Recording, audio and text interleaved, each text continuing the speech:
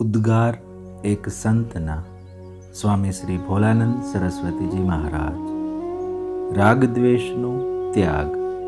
સુખ દુઃખમાં સમતા થયા વિના સાચી શાંતિ મળતી નથી। સમતા છે એ જ યોગ છે।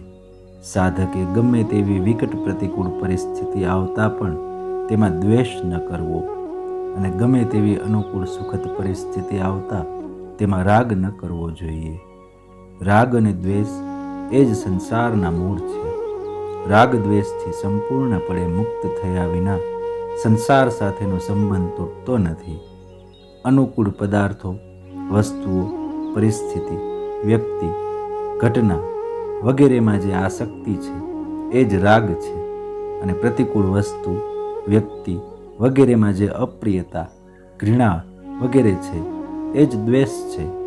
સાધકે આ રાગ દ્વેષાદી દ્વંદ્વોથી પર થઈ નિરંતર નિત્ય વસ્તુ પરમાત્મામાં અચળ થવું જોઈએ। રાગ દ્વેષાદી દ્વંદ્વરૂપ સંસારથી સંબંધ તૂટતા જ પરમાત્મા સ્વરૂપની અનુભૂતિ થઈ જાય છે।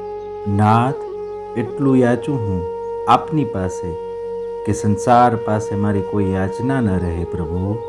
મારી સર્વ અપેક્ષાઓનો અંત લાવીને નિરપેક્ષ બનાવી દો નાથ। ઓમ નમો નારાયણાય।